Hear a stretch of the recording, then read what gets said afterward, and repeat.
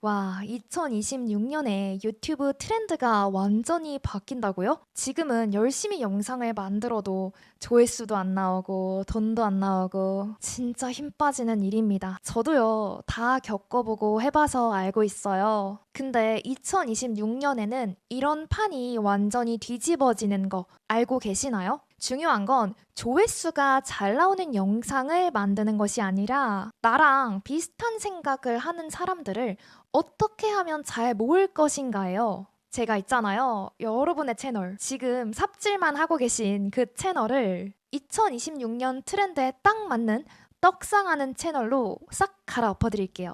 훨씬 적은 노력으로 압도적인 삶의 변화를 만들고 이제 더 이상 구독자 수와 조회수에 목매지 않게 되실 거예요. 그럼 2026년 트렌드 어떻게 바뀌는지 그 변화의 핵심과 가장 확실한 공략법을 오늘 바로 알려드리겠습니다. 좋아하는 일을 자유롭게 안녕자유입니다. 첫 번째로 드리고 싶은 말씀은 알고리즘의 변화인데요. 여러분, 최근 유튜브 알고리즘은 구독자 숫자에 기반하지 않고 있습니다. 나의 구독자가 10만 명이든 50만 명이든 각각의 영상을 잘 만들어야 노출이 되는 구조예요. 단순히 구독자 숫자가 많다고 나의 영상이 자동으로 추천되는 시대는 끝났습니다. 이 말은 곧 구독자가 적은 분들에게는 희소식과도 같은데요. 구독자가 많든 적든 영상을 잘 만들면 똑같이 노출이 잘 될 기회가 있다는 말이니까요. 제가 이 영상을 12월 30일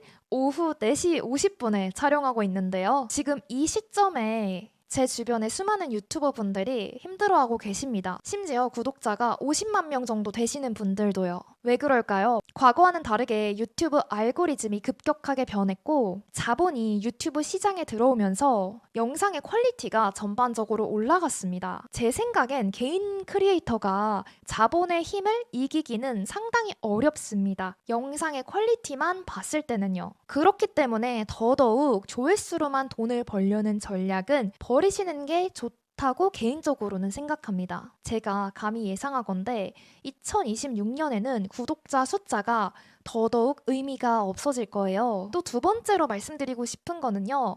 크리에이터의 시대도 끝났다는 얘기를 좀 드려볼게요. 어떻게 보면 새로운 패러다임의 시작인데요. 최근 제가 이것저것 조사하고 공부하면서 알게 된 트렌드가 있어요. 이거는 뭐 그냥 일단 한 귀로 듣고 한 귀로 흘리시면 좋은데요. 아직 조사가 끝난 건 아니라서. 근데 요즘에 크리에이터 분들 중에서 뒷단에 사업 구조를 붙이신 분들 혹은 사업하시는 분들 중에서 이제 내가 크리에이터로 전향을 해서 판매를 하려는 분들이 많이 생기고 있거든요. 근데 그런 분들에게 투자를 하려는 펀드들이 발빠르게 늘어나고 있다는 걸 제가 들었습니다. 뭐 한 곳에서만 들은 건 아니고 여러 곳에서 들었어요. 일단 제가 조사가 끝난 건 아니라서 다시 한번 누차 말씀드리지만 근데 왜 이런 얘기가 계속 들리나 제가 생각을 해봤는데 저는 이렇게 생각해요. 2026년에는 크리에이터만 해도 살아남기 어렵고 사업만 해서도 살아남기 힘든 것 같아요. 작은 사업체의 경우에 또 투자를 받지 않고 그냥 내가 지금까지 모은 자본으로 작은 돈으로 시작을 한다고 가정했을 때요. 그럼 답은 뭘까요? 크리에이터이되 나만의 브랜드를 만들어서 사업을 하는 것 이게 유튜브를 뭐 취미로 하시는 분들이 아니라 진짜 내가 이걸 잘해보겠다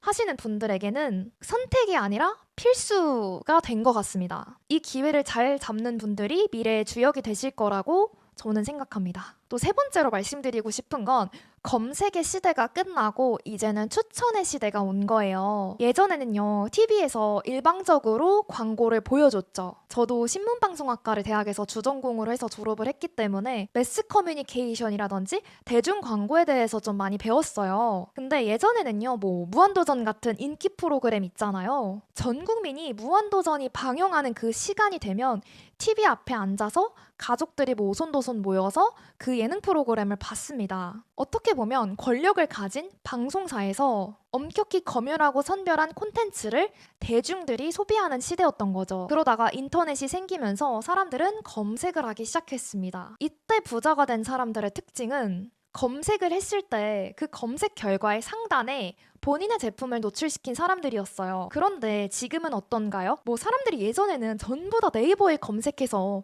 나의 문제를 해결해줄 제품을 찾았죠. 하지만 요즘에는 유튜브를 이용하거나 챗 GPT를 이용합니다. 아니면 내가 검색을 하지도 않았어. 근데 유튜브를 켜면은 알고리즘이 내 마음을 어떻게 알았는지 다 추천을 해주죠. 요즘 그래서 많이 나오는 말이 초개인화이거든요. 제가 몇 달 전에 송기령 작가님의 시대예보라는 책을 읽었어요. 그리고 뭐 작가님 북콘서트도 다녀왔는데 어쨌든 말씀드리고 싶은 건 핵개인의 시대라는 말씀을 하시거든요. 개인이 이제는 쪼개져서 홀로 서는 시대가 될 거다. 그리고 작가님께서는 호명사회에 대한 이야기도 하셨어요. 내가 가진 어떠한 직업보다도 나라는 사람이 직업 앞에 서게 되는 거죠. 그래서 어떻게 보면은 어떤 직업을 선택하느냐도 물론 중요하겠지만 사람, 즉 개인의 선택이 더 중요해지는 시대가 왔다라는 내용이 있습니다. 그래서 무슨 말이냐면 2026년에는 더더욱이 나라는 사람을 알려서 나라는 개인을 인지시키려는 노력을 해야 한다고 생각해요. 요즘 사람들은 또 검색을 해서 물건을 구매하는 경우도 물론 많죠. 하지만 그 전에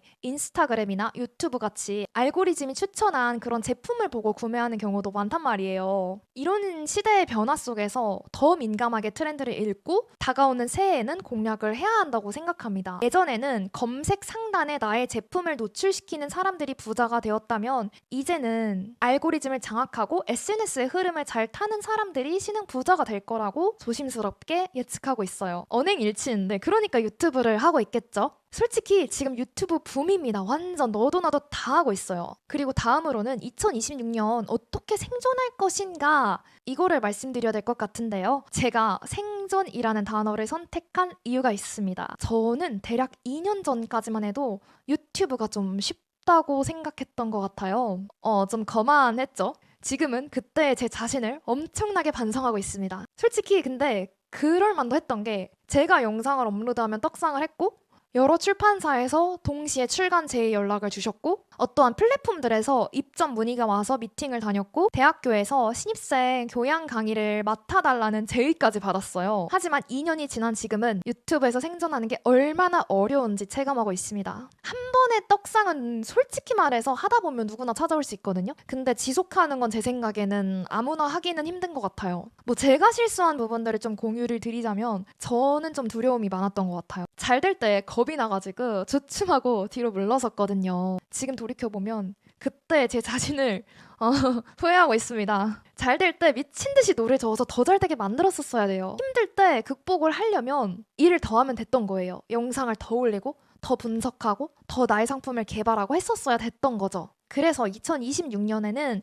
개인 유튜버가 생존하기 위해서 첫째, 크리에이터 이코노미를 반드시 실천해야 한다고 생각합니다. 창작자와 사업자가 결합되어야 돼요. 두 번째는 영상을 올릴 때 두려워하면 안 됩니다. 솔직히 시간이 없어요. 무슨 말이냐면 처음에 누구나 유튜브를 시작할 때는 1인 기업으로 시작한단 말이에요. 물론 나중에 잘 되고 뭐 하고 하면 직원을 뽑을 수도 있겠지만 근데 이 1인 기업의 가장 큰 장점은 제가 봤을 때 의사결정을 굉장히 빨리 내릴 수 있다는 점이거든요. 큰 조직과 비교했을 때 정말 큰 장점이라고 느낍니다. 누군가의 컨펌을 받아야 되면 의사결정의 속도가 느려지잖아요. 근데 혼자예요? 그러면은 진짜 장점이 그냥 빠르게 생각하고 실행하고 행동하면 됩니다. 저는 실제로 돈이 크게 들어가는 일이 아니라면 어떠한 의사결정을 할 때 1분을 넘기지 않으려고 해요. 뭐 약간의 과장이 들어갔을 수 있겠지만 그만큼 크게 막 오래 생각한다고 결과가 달라지진 않더라고요. 또 유튜브 생태계가 AI도 발달하면서 얼마나 빨리 변하는데요. 마음 먹었으면은 2026년 지금 당장 시작해도 저는 늦었다고 생각합니다. 빨리 하루라도 빨리 시작해야 돼요. 제가 오늘은 정말 솔직하게 그냥 제 생각을 날 것 그대로 말씀을 드려봤는데요. 좀 더 자세한 내용을 글로 받아보고 싶으신 분들은 아래 고정 댓글에서 뉴스레터 신청하실 수 있어요. 비용은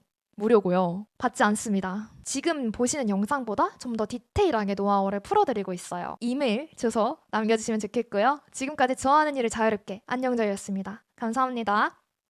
이거 하고 계시면 그냥 채널 접으시는 게 빠를 수도 있습니다. 아니 진짜 과장이 아니라 진심으로 드리는 말씀이에요. 왜냐면 저는 정말 많은 시간을 그냥 바닥에 버렸거든요. 오늘은 정말 중요한 얘기를 할 건데요. 바로 구독자가 적을 때 절대 하면 안 되는 6가지에 대해서 말씀드리겠습니다. 영상 너무 열심히 만들어서 올렸는데 조회수는 100도 안 나오고 구독자는 1명, 2명 늘까 말까 하고 사람 미치죠. 저도 정말 그랬거든요. 제가 오늘 말씀드릴 이 6가지 있잖아요. 이거 모르고 계속하시면 유튜브를 4년이 아니라 10년 해도 안 됩니다. 이건 제가 장담해요. 좋아하는 일을 자유롭게 안녕 자유입니다. 요즘 유튜브 트렌드가 정말 빠르게 변화하고 있어요. 제가 지난 4년 동안 유튜브를 해오면서 느꼈던 트렌드 변화 중에서 지금이 가장 빠른 것 같습니다. 참고로 저는 쇼츠 위주의 채널을 키운 적은 한 번도 없고요. 대부분 롱폼 위주로만 채널을 키우고요. 쇼츠는 사이드로 가져갔기 때문에 롱폼 콘텐츠에 대해서 좀 더 자세하게 어디서도 들은 적 없으셨을 저만의 노하우를 말씀드려보겠습니다. 첫 번째는 영상 길이에 대한 이야기예요. 일단 요즘에 제가 여러 다른 카테고리를 보면서 느낀 건데요. 최근 들어 롱폼 영상의 길이가 그렇게 짧지만은 않습니다. 안녕자유 영상 같은 경우에는 사실 엄밀히 얘기하면 그렇게 길지 않고 다소 짧은 편에 속하는데요. 제가 지금 이것저것 시도하고 있는 게 있어서 이 채널의 영상은 그렇게 길게는 못 올리고 있어요. 근데 유튜브 전체의 시장을 봤을 때 요즘 들어 영상의 길이가 점점 길어지고 있습니다. 그럼 우리가 지금 이 시점에 해야 할 거는 뭐냐? 내 눈에 띄는 저 채널. 진짜 조회수가 잘 나오고 구독자가 빨리 올라가는 저 채널보다는 최소한 영상의 길이를 길게 만들어야 돼요. 물론 영상 길이 자체도 내가 어떤 목적으로 유튜브를 운영하느냐에 따라서 세부 전략이 달라지기는 할 텐데요. 일반적으로는요. 일부러 짧은 영상을 컨셉으로 잡지 않는 이상 긴 영상이 좋기는 하거든요. 그런데 예를 들어서 내가 만약에 반려동물에 관한 채널을 운영한다면 관련된 채널들, 특히 잘하는 채널들을 보면서 평균적으로 일반적으로 몇 분 길이의 롱폼 영상을 업로드하는지를 보셔야 돼요. 둘러보면서 나도 저 채널에 올라오는 영상 길이만큼은 만들어야겠다 생각을 하시면 더 좋고요. 또 만약에 내가 전원생활에 관한 채널을 운영한다고 하면 또 그런 비슷한 채널들을 보면서 잘하고 있는 채널의 영상 길이는 어느 정도 되는지를 확인해 보셔야 됩니다. 저는 유튜브를 원래 좋아하기 때문에 여러 카테고리를 가리지 않고 많이 좀 보는 편이거든요. 해외 쪽도 좀 보고요. 근데 보다 보면 영상의 길이가 너무 짧은 채널들이 있더라고요. 내가 만약에 좀 그런 것 같다 하시는 분들은 롱폼 영상의 길이를 2배 정도? 부담된다면 살짝만 더 늘려보시는 것을 추천드리고 싶습니다. 물론 여기서 중요한 게 있어요. 무작정 길게만 만들라는 이야기는 아니고 다시 한번 말씀드리지만 내 카테고리에서 성공하고 있고 잘하고 있는 채널들을 본 다음에 그 영상들의 평균 길이가 예를 들어서 한 15분 정도 된다고 해볼게요. 그러면 내가 영상을 만들 때는 나는 한 20분 정도로 만들어야겠다. 이렇게 조금만 더 길게 가져가셔도 정말 좋습니다. 왜냐하면 여기에는 제가 그냥 제 경험담으로 말씀드리는 것도 있지만 유튜브 알고리즘 측면에서도 긴 영상이 좋기는 해요. 유튜브 알고리즘은 정말 많은 변수로 이루어져 있는데 그 중에 가장 핵심이 되는 지표가 바로 2가지가 있어요. 제 채널의 영상을 자주 보신 분들이라면 많이 들어보셨겠지만 첫 번째는 노출 클릭률이고요.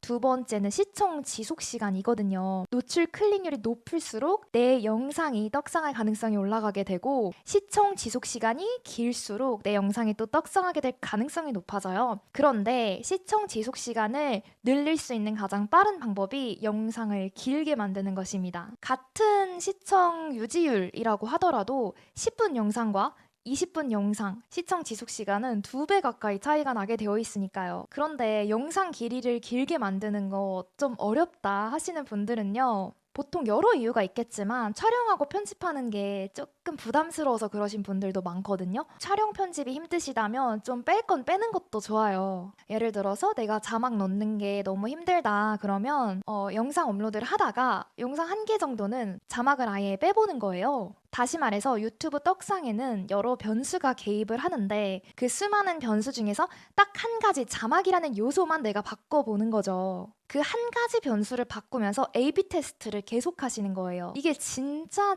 중요한데요. 저도 과거에 그랬지만 많은 분들이 실수를 하시는 지점이 영상 조회수가 좀 안 나온다고 해서 여러 가지를 한 번에 바꾸려고 하시는 거거든요. 근데 그게 아니라 딱 한 가지만 바꿔보면서 조회수 차이가 있는지 구독 전환율의 차이가 차이가 있는지 이런 것들을 하나하나 데이터 분석을 해보시는 게 좋습니다. 근데 만약 자막을 내가 뺐어.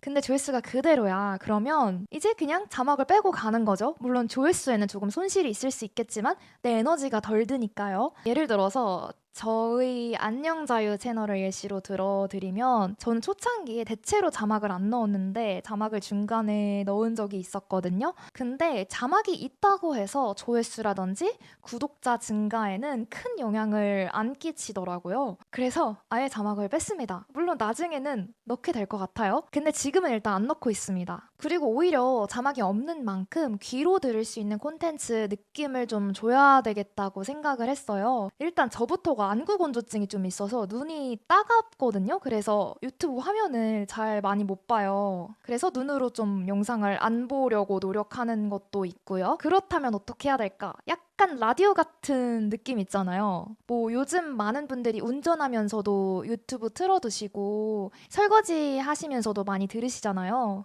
출퇴근하면서도 들으시고 그렇다면 나 안녕 자유는 그렇게 짬나는 자투리 시간에 귀로 들을 수 있는 콘텐츠를 만들면 좋겠다라고 생각을 해서 자막이라는 요소를 뺐습니다. 그리고 구독자가 적을 때 많은 분들이 하시는 실수 두 번째는요. 영상 하나에 너무 많은 걸 담으려고 하신다는 점이에요. 이번 영상에 나 이런 메시지도 담고 저런 메시지도 담을 거야 해서 이것저것 전부 넣게 되면 듣는 분들 입장에서 조금 혼란스러우실 수 있거든요.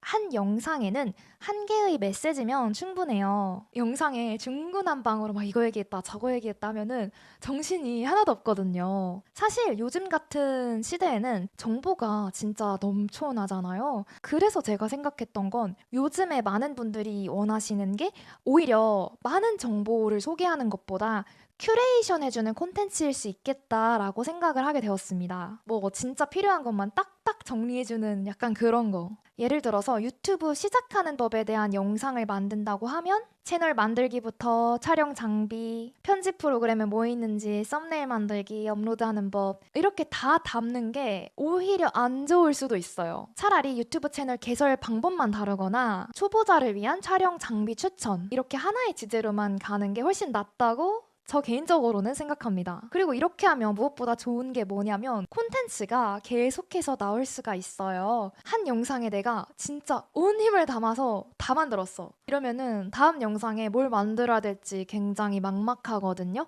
근데 하나씩 나눠서 만들게 되면 다음 영상에는 제가 이거 만들게요 라고 자연스럽게 좀 예고할 수도 있고 시리즈물도 제작해 볼 수가 있거든요. 그리고 시청자분들 입장에서도 되게 부담 없이 보실 수 있습니다. 다시 말해서 20분 동안 10가지를 설명해 드리는 것보다 10분 동안 한 가지를 제대로 설명해 드리는 게 훨씬 더 머리에 쏙쏙 잘 들어오는 거죠. 세 번째로 구독자 적을 때 하면 안 되는 건요. 정말 완벽하게 영상 한 개를 진짜 잘 만들려고 노력하는 거. 이거는 좀 안 하시는 게 좋을 것 같습니다.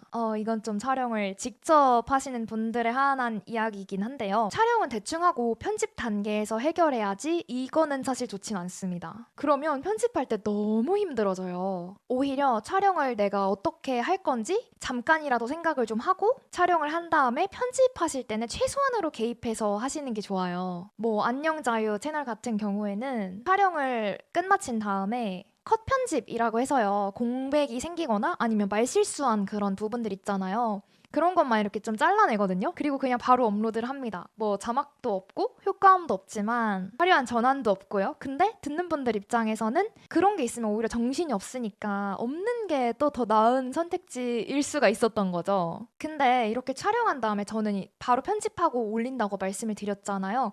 이렇게 할 수 있었던 이유가 내가 어떻게 하면 영상 업로드 주기를 단축시킬 수 있을지 조금 먼저 생각을 해봤습니다. 누누이 말씀을 드리지만 유튜브를 할 때 지치지 않으려면 좀 최대한 라이트하게 가볍게 영상을 가져가는 게 초반에 있어서만큼은 특히 더 좋거든요. 근데 많은 분들이 유튜브를 처음 시작하실 때는 정말 열정이 넘쳐가지고 편집도 열심히 하고 자막도 진짜 열심히 넣고 효과음도 다 넣어요. 그런데 그렇게 쭉 갈 수 있으면 물론 이게 베스트겠죠. 하지만 대부분 많이들 지치십니다. 그러면 업로드가 어느 순간 끊기고 채널이 죽어버리게 되는 거죠. 그래서 제가 드리고 싶은 말씀은요. 처음부터 오히려 내가 5년 동안은 이 퀄리티를 유지할 수 있겠다 하는 정도로 가볍게 가져가시는 것을 추천해 드립니다. 편집을 막 12시간씩 해야 하는 영상이면 지속 가능하지 않아요. 왜냐하면 편집을 내가 12시간 했는데 조회수가 100만이 나오면은 할 수 있겠죠. 저도 할 수 있을 것 같거든요. 근데 편집을 막 12시간씩 했는데 조회수가 10, 20 나오면은 그거 어떻게 지속을 하겠어요. 이렇게 촬영 단계에서 미리 생각하고 촬영을 하면 편집은 훨씬 더 쉬워집니다. 네 번째로 유튜브 초창기에 하시면 안 되는 건요. 좋아하는 분야를 마구잡이로 감대로 업로드하시는 거. 하시면 안 됩니다. 좋아하는 일, 좋아하는 분야를 선택해야 되는 거는 맞거든요. 하지만 그 좋아하는 분야를 내 멋대로 올리라는 말씀은 아니에요. 물론 안 올리는 것보다는 낫겠죠. 근데 뭐 예를 들면은 일단 만약에 내가 좋아하는 분야가 요리다. 난 요리하는 거 좋아해. 했을 때 내가 제일 잘하는 요리라든지 좋아하는 요리도 만드는 모습을 보여줘서 올릴 수는 있겠죠. 근데 기본 중에 기본은 뭐냐면 내가 좋아하는 카테고리를 선택하되 사람들이 좋아하는 주제를 선택하는 이 구조가 가장 안정적이긴 합니다. 요즘 트렌드 도는 요리가 예를 들어서 당근 요리라고 해볼게요. 근데 저는 요리 유튜브 쪽은 좀 시장 조사를 지금 안 해봐서 당근 요리가 아닐 거예요. 근데 만약에 당근 요리를 너도 나도 다 만들고 만들 때마다 터진다 하면은 나도 당근 요리를 만들어서 올려보는 거예요. 나만의 그런 레시피 있잖아요. 이게 왜 중요하냐면 내가 아무리 뭐 비주얼적으로 좋고 진짜 맛있는 요리를 만들어도 사람들이 좋아하지 않는 주제면 무용지물입니다. 근데 내가 좋아하는 분야를 선택하되 그 안에서 사람들이 좋아하는 주제를 다루게 되면 나도 일단 좋아하는 분야니까 즐겁게 만들 수 있고 조회수도 잘 나오게 될 거예요. 그래서 제가 추천하는 방법은 뭐냐면요. 내가 좋아하는 카테고리 안에서 조회수가 잘 나온 영상들을 한 20개 정도 찾아서 보는 거예요. 유튜브 막 검색하다 보면은 내 알고리즘에 이제 떡상하고 있는 영상들이 뜨거든요. 그리고 공통점을 찾아보시면 돼요. 어떤 주제들이 지금 반복해서 등장하고 있는지, 어떤 키워드가 계속 내 눈앞에 계속 내 눈에 밟히는지, 그럼 그거를 내가 한번 도전을 해보는 거죠. 유튜브 초창기에 하시면 안 되는 5번째, 단기적인 조회수에 너무 일희일비하시는 거 조심하세요. 아, 나 조회수 또 왜 안 나오지? 저 영상은 뭔가 나랑 비슷한 것 같은데 왜 내 거는 떡상을 안 하는 거야? 하면서 계속 조회수 체크하시는 거 있잖아요. 이거 진짜 많은 분들이 하시고 저도 과거에 심각했었고 지금도 사실 안 그러진 않거든요. 근데 유튜브 초창기일수록 그 조회수는 나의 실력? 나의 뭐 센스? 이런 것과는 사실상 조금 더 무관합니다. 운이 안 따랐을 수도 있고 절대적인 어떠한 영상 개수가 좀 부족했을 수도 있어요. 근데 그렇다고 해서 유튜브 구독자 몇 명 늘었지? 막 새로 고침하면서 멘탈 나가가지고 업로드 안 하고 이러면 그냥 끝입니다. 초반에는 특히나 영상이 몇 개 안 되는 만큼 유튜브가 이 채널이 어떤 주제를 다루고 있는지 제대로 파악을 못했을 수도 있거든요. 오히려 여러분들이 보셔야 될 거는 따로 있어요. 내 영상에 댓글 반응이라든지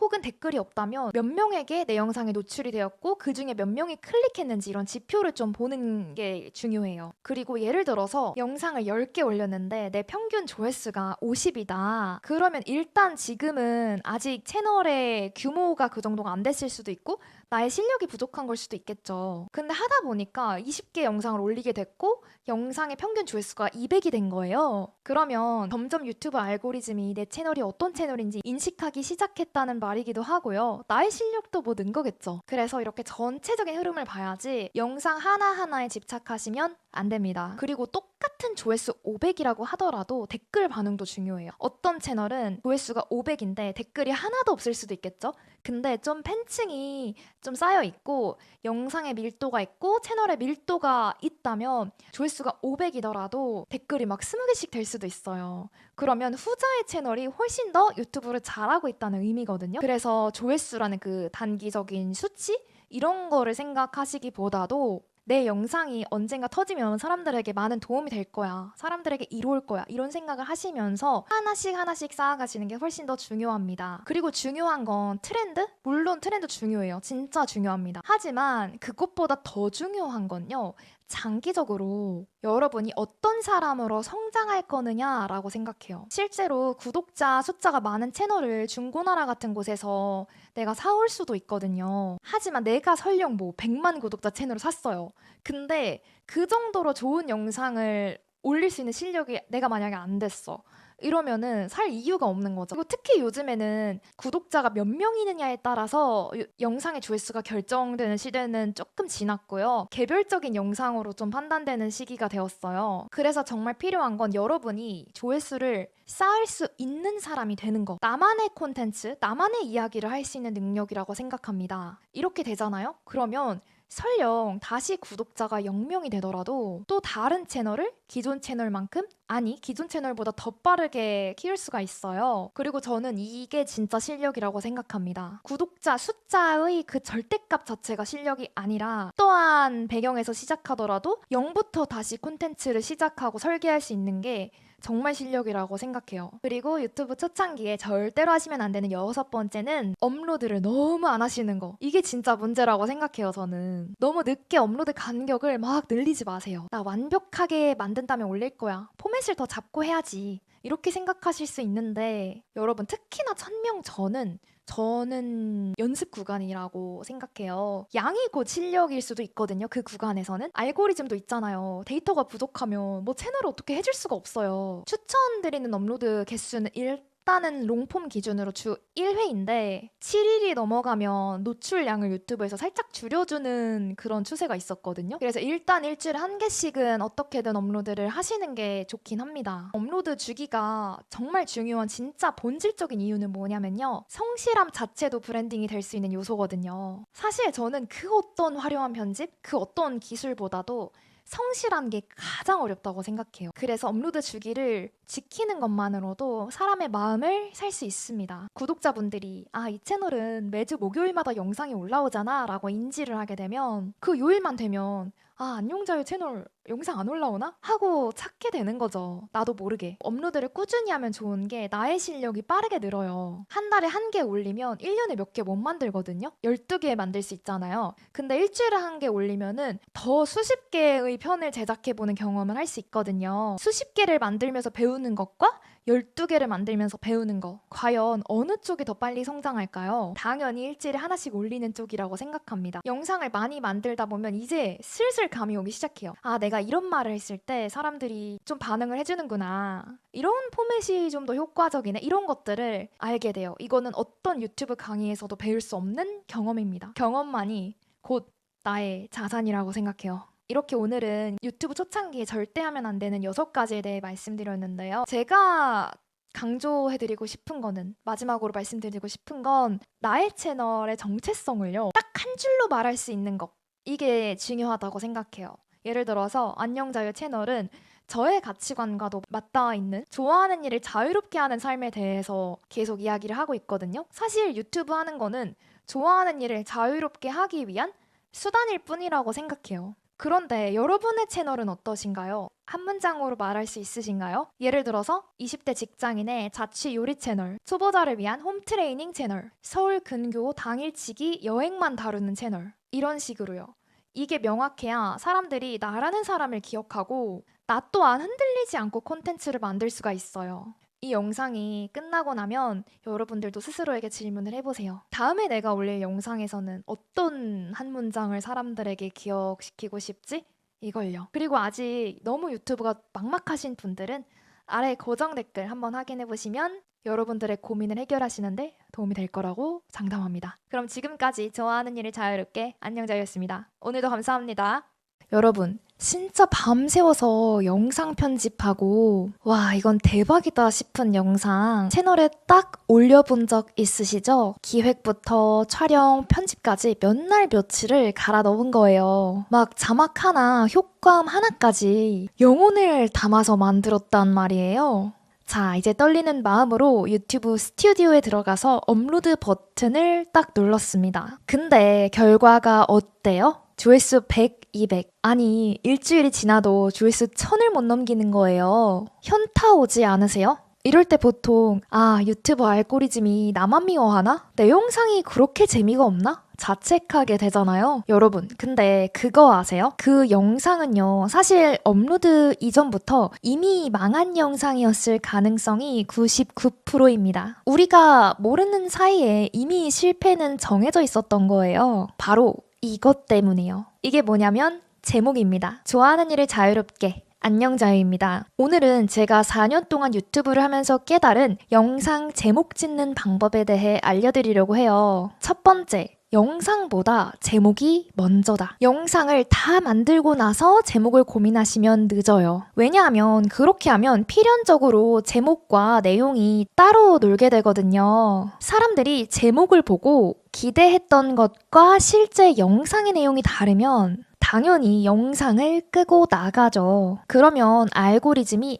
이 영상은 별로구나 판단하고 더 이상 추천을 안 해줍니다. 저는요, 항상 이런 순서로 작업을 하는데요. 먼저 주제를 정하고요. 그 다음에 바로 제목과 썸네일 시안을 정합니다. 구체적으로 예전에는 만들기도 했었는데 요즘에는 대략적으로 어떻게 만들겠다는 일단 정해두고 시작해요. 이후에는 제목과 썸네일에 어울리는 도입부를 작성하고요. 그 다음에야 본격적으로 자료를 조사하고 대본을 쓰고 촬영에 들어가는 거예요. 처음에는요, 이 순서가 어색해 보일 수 있는데 계속 이렇게 하다 보면 영상의 방향성도 명확해지고 시청자들의 반응도 확실하게 좋아집니다. 두 번째, 검색 유입도 무시할 수 없어요. 많은 분들이 유튜브는 알고리즘 타는 게 전부야 라고 생각하시는데요. 근데 그건 구독자가 이미 많을 때의 이야기예요. 초반에는 검색으로 들어오는 사람들의 숫자가 훨씬 중요합니다. 실제로 제가 겪었던 일인데요. 어떤 영상을 업로드했는데 조회수가 6개월인가 죽어 있었어요. 200회였나? 지금 잘 기억도 안 나는데 저는 그 영상을 망했다고 생각했어요. 근데 8개월쯤 지났나? 조회수가 갑자기 떡상을 하더니 정확한 뷰는 기억이 나지 않지만 수십만 뷰가 되더라고요. 뭔가 싶어서 다시 유튜브 스튜디오 창에 들어갔더니 검색 유입을 통해 저의 영상을 다시 발견하고 그 이후에 알고리즘을 타고 떡상을 한 거였죠. 그때 저는 깨달았던 것 같아요. 유튜브는 단거리 경주가 아니라 마라톤이었구나. 오늘은 망한 것 같은 영상이 1년 뒤에 수직 상승으로 떡상할 수도 있구나. 그렇다면 검색 유입을 잡으려면 어떻게 해야 할까요? 검색 유입은 썸네일에 어떠한 문구를 잘 적는 것보다 제목에 사람들이 많이 검색하는 키워드를 작성해 넣는 것이 좋습니다. 사람들에게 인기 있는 키워드를 찾는 것은 어렵지 않아요. 유튜브 검색창에 단어를 몇 개 치면 그 밑에 연관 검색어로 키워드가 쭈르륵 나오는데 거기에 있는 키워드를 나의 제목 맨 앞에 배치해도 되고요. 혹은 구글 트렌드라는 사이트에 들어가서 내가 관심 있는 키워드를 검색한 다음에 요즘 급등하는 키워드를 하단으로 내려보면 바로 찾으실 수가 있습니다. 제목을 잘 짓는 세 번째 법칙은요, 사람들의 감정을 건드려야 한다는 사실이에요. 사람들은 유튜브를 언제 보죠? 보통 공부하려고 유튜브를 보는 케이스보다는 여가 시간에 심심할 때 많이 보신단 말이에요. 그럴 땐요, 머리로 생각해서 유튜브를 보는 게 아니라 본능적으로 재미있을 것 같은 영상을 클릭하게 됩니다. 그래서 제목이 감정을 자극해야 해요. 예를 들어서 새해에 다이어트 할 수 있는 방법 5가지보다는 이렇게 하면 살찌고 다이어트 망해요. 이런 제목이 훨씬 더 눈에 띄죠? 약간의 호기심을 자극하고 긍정적인 제목보다는 부정적인 제목이 또 사람들의 감정을 많이 자극해요. 사람들의 감정을 건드립니다. 동시에 사람들로 하여금 나는 알고 있을까 하는 감정을 여러분들이 건드려 주시는 거예요. 그리고 어떠한 기능을 쭈르륵 나열하는 것보다는 혜택을 보여주는 것이 좋습니다. 살림을 주제로 영상을 제작하고 계신다면 청소 잘하는 법보다도 이렇게 청소 도구를 사면 생활비를 10배 더 절약할 수 있습니다. 이런 식으로 짓는 것이 좋아요. 추가로 하나 더 말씀드리자면 제목에 숫자를 넣는 것이 좋습니다. 사람들은 추상적인 표현에 잘 반응하지 않아요. 구체적인 숫자에 움직입니다. 대부분의 사람들이 모르는 땡땡땡 이렇게 지어도 괜찮지만 99%의 사람들이 모르는 혹은 1%의 사람만 아는 이렇게 적는 것이 사람들의 호기심을 더 자극할 수 있어요. 다음 네 번째로 말씀드리고 싶은 건요. 제목에도 구조라는 게 있다는 거예요. 한마디로 잘 되는 제목에는 패턴이 있는 거죠. 무엇 하면 무엇이 된다. 무엇을 안 하면 망한다. 무엇의 비밀 3가지. 제가 지금 언급드린 거는 아주 기초적인 제목의 패턴만 말씀드렸는데 이 밖에도 제목 구조의 패턴은 수십 가지 아니 수백 가지는 되는 것 같습니다. 이미 검증된 구조를 가져오는 것이죠. 그런데 여기서 한 가지 조심하셔야 되는 점이 있는데요. 다른 분이 지으신 제목을 절대 그대로 가져오시면 안 됩니다. 물론 법적으로까지 문제가 되진 않을 수 있어요. 그런데 시청자분들이 아시는 순간 나에 대한 신뢰도가 확 떨어지게 되겠죠. 유튜브는 제가 하면 할수록 느끼는 건데 결국 인간관계 중에 하나가 아닐까라는 생각을 하게 됩니다. 제가 수많은 분들의 영상을 보면서 느낀 게 벤치마킹을 하지 않으시는 분들이 너무 많은 거예요. 벤치마킹을 제대로 해야 합니다. 그러니까 나의 생각을 물론 집어 넣어야겠죠, 당연히. 창작자의 공간이 바로 유튜브니까. 하지만 완전히 맨땅에 헤딩하고 무에서 유를 창조하는 것이 아니라 이미 잘 되고 계신 분들은 어떻게 하는지 끊임없이 공부를 해야 합니다. 그 공부를 하는 게 바로 벤치마킹이에요. 저는요, 수많은 카테고리의 채널들을 구독을 해놓고 요즘 어떤 영상, 어떤 주제가 트렌드인지를 계속 체크합니다. 혹은 이미 구독자가 많은 채널 같은 경우에는 과거 순으로 영상을 정렬해서 처음부터 하나씩 다 보는 편이에요. 그러면 보이게 됩니다. 이 사람이 처음에 어떻게 시작했고, 어떤 실수를 했고, 어느 순간부터 방향을 바꿨고, 어떻게 채널을 브랜딩을 해갔는지요. 정말 잘하시는 분들 같은 경우에는 썸네일의 색상, 썸네일의 폰트, 썸네일 이미지, 말투, 카메라 구도까지 전부 다 의도한 거예요. 고수분들일수록 디테일이 살아있습니다. 그래서 저는 같은 영상을 여러 번 돌려보면서 배울 점이 있으면 노트나 엑셀 파일에 정리를 해놓고요. 다음 영상을 만들 때 나는 그렇다면 영상에 있어서 어떤 부분을 더하거나 어떤 부분을 뺄 수 있을까 생각을 합니다. 정말 매일매일 배우셔야 된다고 생각하시면 돼요. 왜냐하면 다른 분들의 영상을 보고서 딱 한 가지만 배우더라도 영상당 딱 한 가지 혹은 채널당 딱 한 가지를 배우더라도 나의 인생이 바뀔 수 있어요. 다시 한번 말씀드리지만 제목은 단순한 조회수를 위한 도구라기보다도요. 제목은 여러분의 브랜딩 요소 중 하나고 첫인상이에요. 가장 본질적으로 중요한 건 나는 누구를 위해서 콘텐츠를 만드는가 이거를 제목에 담을 수 있어야 합니다. 그래야 진짜 내 사람들이 모여요. 지금 조회수가 안 나오셔도 괜찮습니다. 그 영상들이 하나씩 쌓이다 보면 언젠가 모든 영상이 동시에 움직이는 순간이 와요. 저도 그렇게 경험했습니다. 오늘 여러분 영상 만드실 때 진심을 담아서 벤치마킹해서 제목 한 줄을 잘 써보세요. 그래도 유튜브가 너무 막막하다 하시는 분들은 아래 고정 댓글 확인해 보시기 바라겠습니다. 좋아하는 일을 자유롭게 안녕자유였습니다. 감사합니다. 유튜브 채널 떡상시키는 법 알려달라는 질문 제가 진짜 이메일이나 댓글에서 엄청 받는데요. 솔직히 말씀드리면 저도 한때는 누구보다 이걸로 고통받는 사람이었어요. 조회수 100을 넘기기가 그렇게 힘들고 구독자 1명 늘면 막 동네방네 자랑하고 싶고 또 한때는요. 썸네일을 분석한다고 밤을 지새우기도 했어요. 제목이 뭐가 좋지 고민하느라고 머리를 막 쥐어뜯기도 하고요. 안 해본 게 없을 정도로 정말 별의별 걸 다 해본 것 같습니다. 그때는 진짜 답답한 거예요. 왜 나의 영상은 안 뜨는 걸까?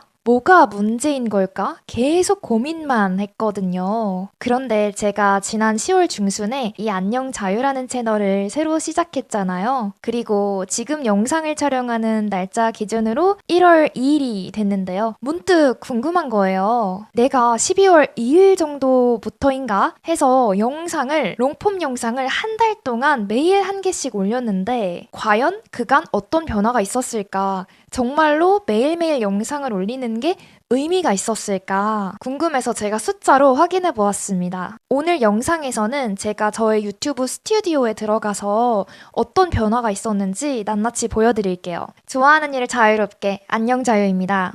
새해 잘 보내고 계시죠? 처음에는 그럴 생각이 없었는데 중간에 빼먹은 날 없이 12월 2일부터 해서 어제자 1월 1일까지 유튜브 롱폼 영상을 매일매일 한 개씩 올렸더라고요. 정확히 한 달이고 그래서 궁금해졌습니다. 과연 나에게 무슨 일이 벌어졌을까? 그런데 말로만 구독자가 늘었다, 조회수가 늘었다 이러면 사실 와닿지가 않잖아요.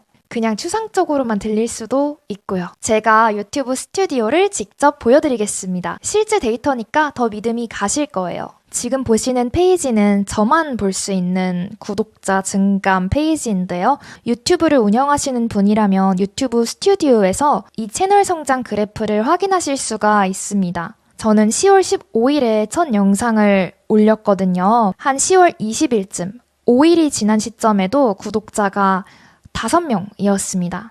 그리고 한 달이 지난 11월 15일 정도에는 구독자가 990명이었네요. 이때부터 시작해서 그래프가 떡상을 했다가 지금 보이시는 이 부분을 변곡점으로 해서 다시 한번 유튜브 구독자 숫자가 올라갔거든요. 근데 이때가 딱 언제냐면 제가 12월 2일부터 유튜브 롱폼 영상을 매일 한 개씩 올리기 시작했어요. 딱 그 시점이네요. 그리고 구독자 숫자가 지금 그래프 보시면 우상향하고 있습니다. 지난 28일로 필터를 설정해서 보면요. 구독자 숫자가 계속해서 올라가는 모습을 확인하실 수 있을 거예요. 지금 보시는 화면이 유튜브 스튜디오 화면인데요. 지난 28일 기준으로 필터를 설정해서 보았을 때 구독자가 4,100명이 늘었네요. 유튜브 영상을 매일 한 개씩 올린 것도 화면 보시면 보이실 거예요. 그리고 평균적으로 제가 계산은 해보진 않았는데 보시면은 하루에 구독자가 100명 정도씩 는 것 같네요. 그런데 단순하게 이 지표만 봤을 때는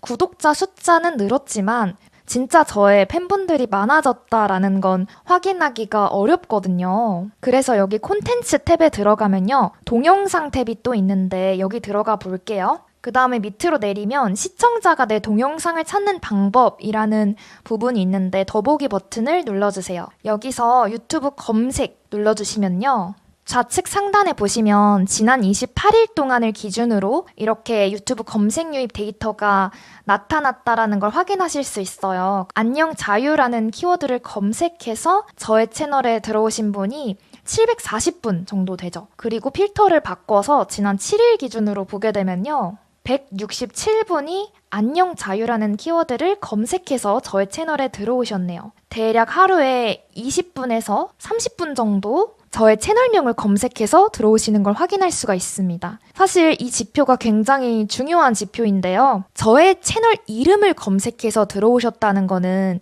저의 채널이 인지되고 저의 채널을 찾는 분들이 늘어났다는 신호거든요. 다시 필터를 지난 90일로 설정해 볼게요. 제가 영상을 매일 올리기 시작한 시점이 12월 2일 정도라고 말씀을 드렸어요. 그때가 12월 2일인데 그 전까지는 사실 제가 채널명이 전에는 야무진 김린이었거든요. 그 키워드를 통해 검색하신 분들도 계시긴 했으나 노란색 그래프거든요. 계시긴 했으나 그렇다 할 만한 검색량이 보이지는 않습니다. 하지만 딱 12월 1일, 12월 2일 정도를 기점으로 해서 파란색 그래프가 급격하게 증가한 거를 보실 수 있죠. 이거는 저의 채널 명칭을 검색해서 들어오신 분이 늘어났다는 가장 확실한 지표입니다. 한 달 동안 매일 영상을 업로드했더니 이렇게 저의 채널명을 검색해서 들어오신 분이 데이터상으로 눈에 띄게 증가한 거예요. 그리고 한층 더 나아가서 저의 채널을 보시면 제가 한 이틀 정도 전에 6,000명 구독자 감사 인사와 앞으로의 공지사항 영상을 올렸거든요. 제가 일부러 썸네일에 텍스트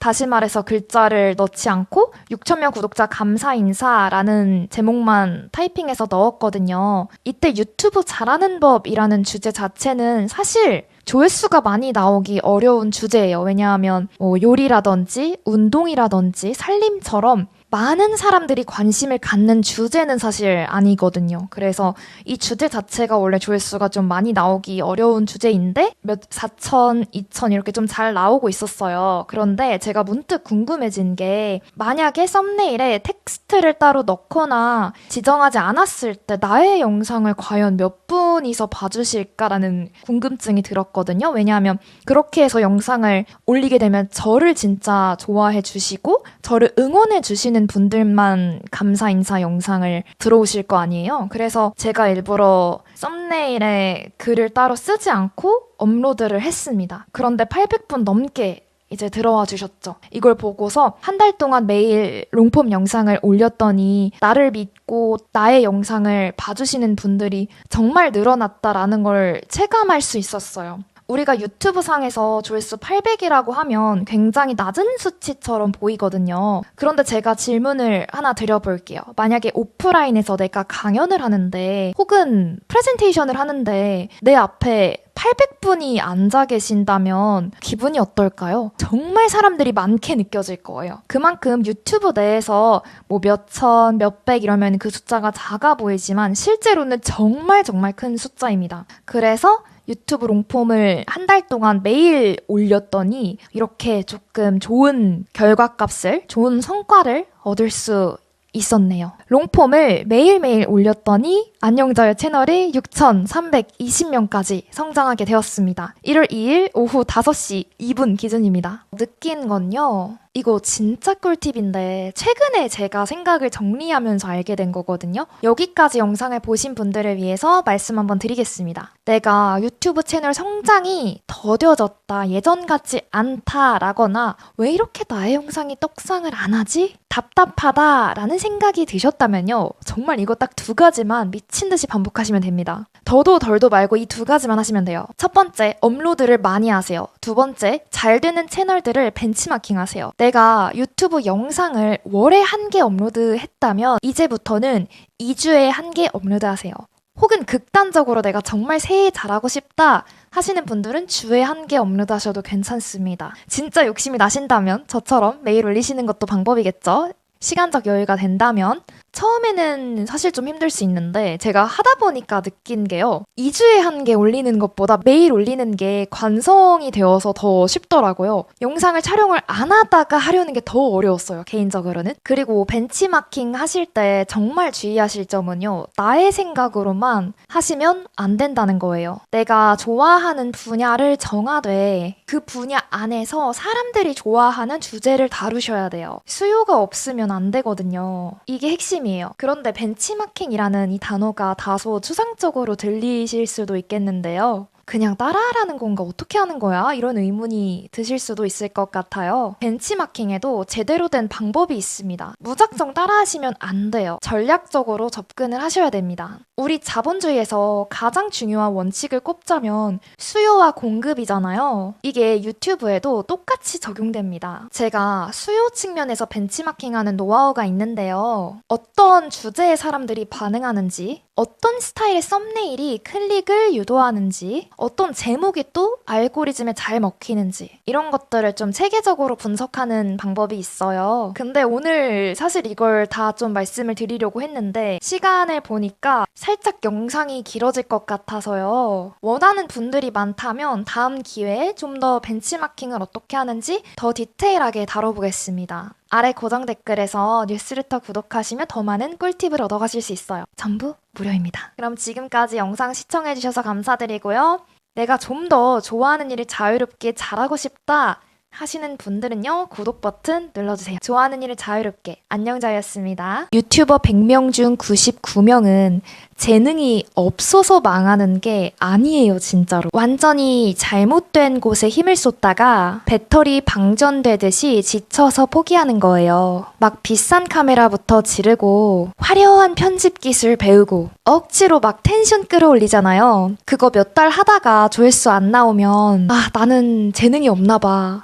이게 완전 공식 루트예요. 그래서 만약에 이 영상을 보시는 여러분들이 지금 유튜브를 시작하려고 하시거나 하고 있는데 성과가 안 나오고 있으시다면 이 루트 따라가지 마시고요. 오늘 영상은 지금 막 유튜브를 시작하려고 하시거나 하고 있는데 성과가 안 나오는 분들을 위해 준비했습니다. 좋아하는 일을 자유롭게. 안녕 자유입니다. 저는요, 방황을 정말 많이 했어요. 내가 도대체 뭘 해서 먹고 살아야 되지? 이 질문에 답을 찾지 못해서 밤마다 스트레스를 받았습니다. 주변 친구들은요, 하나둘씩 자기 길을 찾아가는 것 같은데 저만요, 제자리에 멈춰 있는 것 같은 거예요. 사실 이것저것 시도는 많이 했습니다. 근데 제 성격상 안 좋아하면 하나를 길게 꾸준히 못 하더라고요. 3개월? 아니 길어야 6개월? 그러고 나서 이건 내 길이 아닌가 봐 라고 포기를 하는 게 저의 일상이었습니다.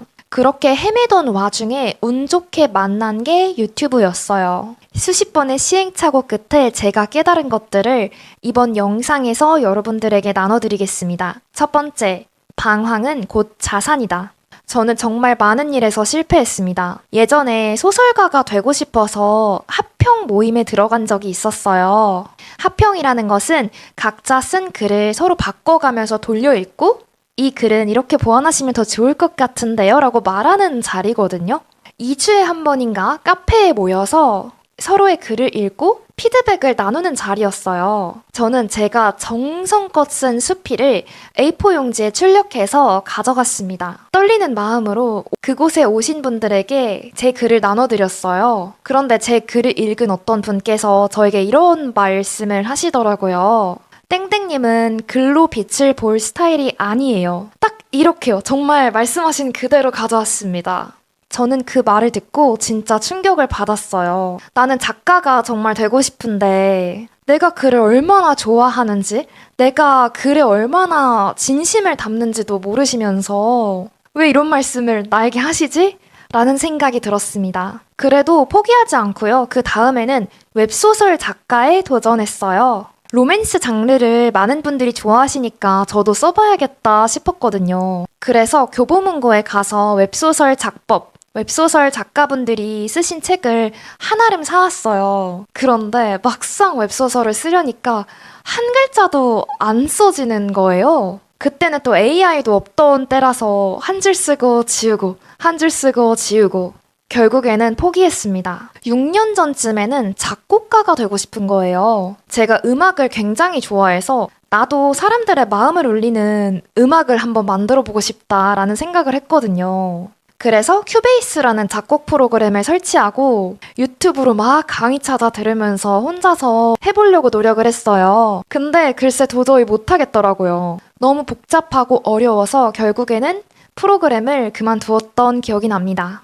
이렇게 말씀드린 것만 이 정도인데 실패한 게 한두 개가 아니에요. 예전에 한창 스마트 스토어 붐이 불었는데 저도 그때 스마트 스토어를 도전했었거든요. 근데 그것도 실패했고, 뭐 작사 공부해서 작사가를 하고 싶었는데 그것도 실패했고, 뭐 별의별 걸 다 실패했습니다. 그런데 말이죠. 지금 돌이켜보니까 그게 다 경험이더라고요. 쓸모없는 시간이 전혀 아니었어요. 소설가가 되고 싶어서 끊임없이 글을 쓰던 그 시간들이 지금 제가 유튜브 채널을 운영할 때요. 조금 더 감각적인 썸네일 문구나 제목을 만드는 데 도움이 되었어요. 어떤 문장이 사람들의 시선을 끌지? 어떤 표현이 사람들의 정말 마음을 움직일까? 이런 감각이 그때 조금 길러졌던 것 같고요. 스마트 스토어를 아주 잠깐이나마 운영하면서 배운 마케팅 지식 같은 것도 유튜브 채널을 시작할 때 도움이 되었던 것 같아요.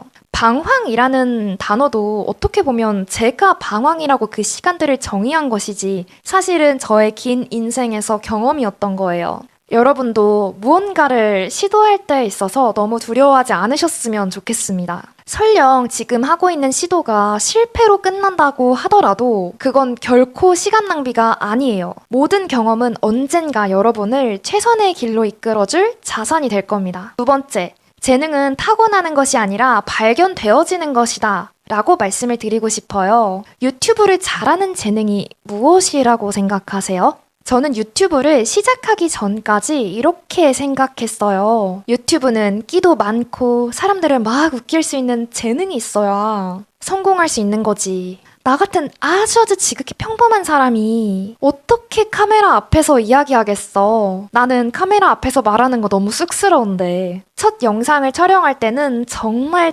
떨렸어요. 카메라를 켜고 혼자서 이야기하는 게 너무 어색했어요. 이게 맞나? 구도도 뭔가 이상한 것 같고 나 조금 이상하게 카메라에 촬영이 되는 것 같은데? 싶었습니다.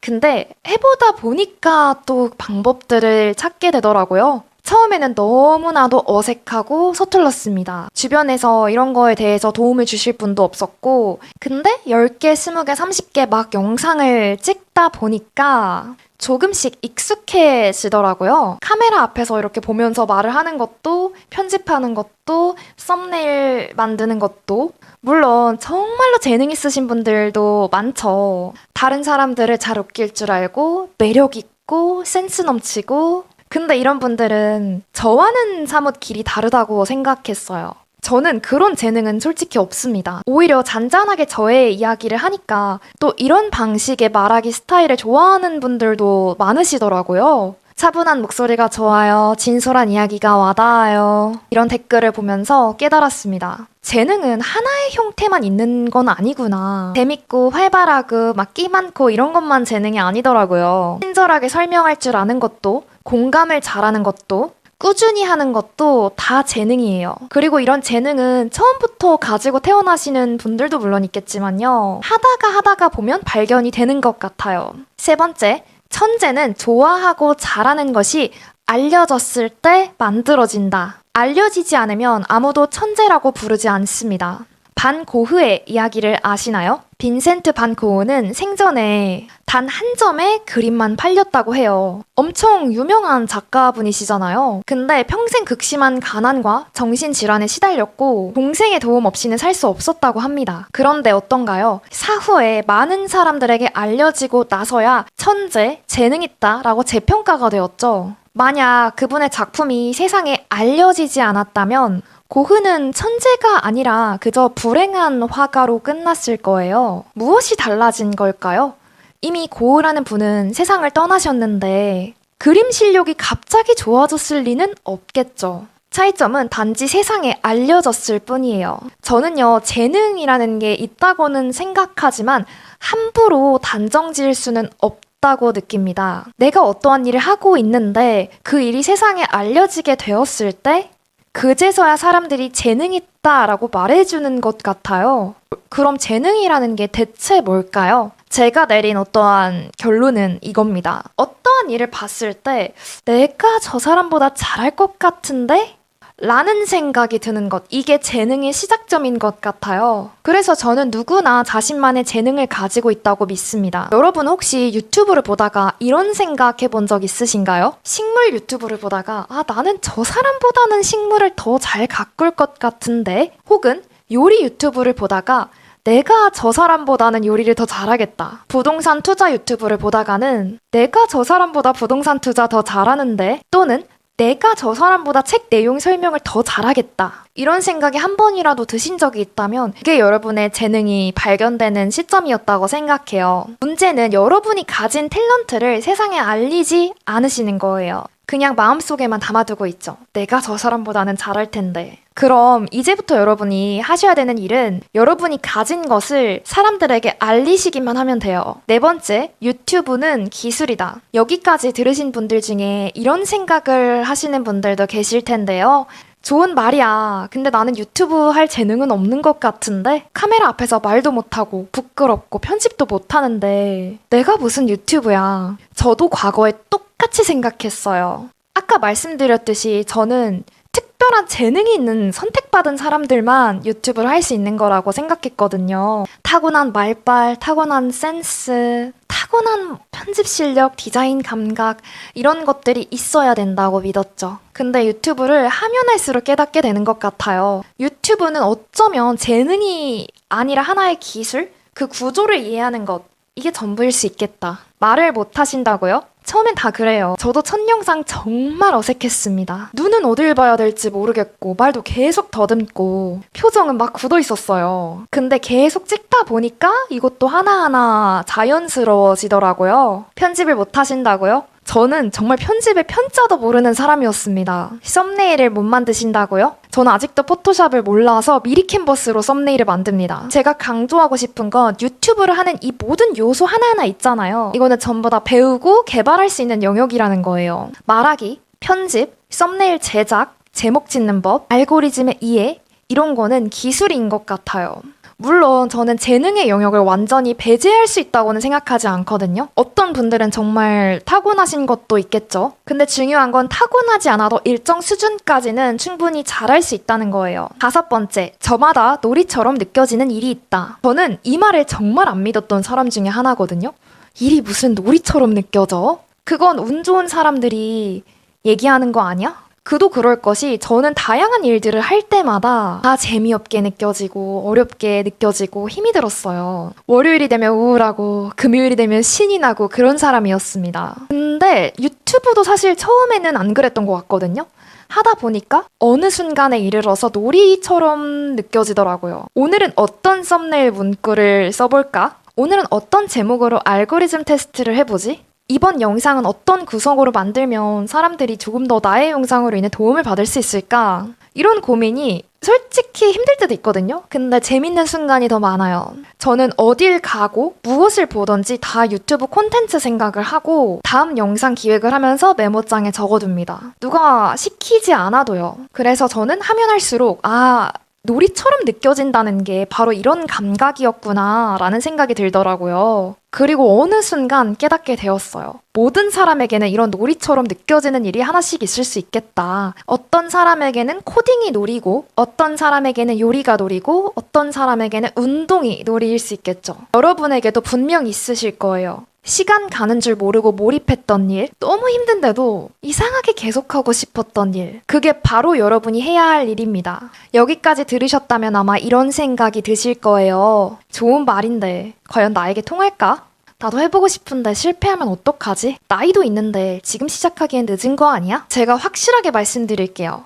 실패하셔도 정말 괜찮습니다. 특히 유튜브에서만큼은요. 저의 이야기를 다시 한번 생각해보세요. 소설가, 웹소설 작가, 작곡가, 스마트 스토어, 쇼핑몰 뭐 그냥 셀 수가 없습니다. 정말 많은 일에서 실패를 했어요. 근데 그게 다 경험이더라고요. 그리고 그 작은 경험들이 모여서 지금의 제가 되었습니다. 여러분이 좋아하고 잘하는 일을 콘텐츠로 만들어서 세상에 알리세요. 카메라를 켜고 스마트폰을 켜서 여러분이 좋아하는 일 혹은 잘하는 일에 대해서 더도 덜도 말고 딱 3분만 이야기해보세요. 아니, 이게 부담되신다면 1분만이라도 괜찮아요. 돌이켜보면 유튜브를 하는 과정에서보다 딱 시작하기 전이 가장 어렵고 힘들었던 것 같습니다. 근데 이렇게 카메라를 켜서 나의 이야기를 세상에 전하는 순간 이게 여러분 인생의 터닝포인트가 될 수 있어요. 저처럼요. 그럼 지금까지 좋아하는 일을 자유롭게 안녕 자유였습니다. 끝까지 시청해주셔서 감사드려요.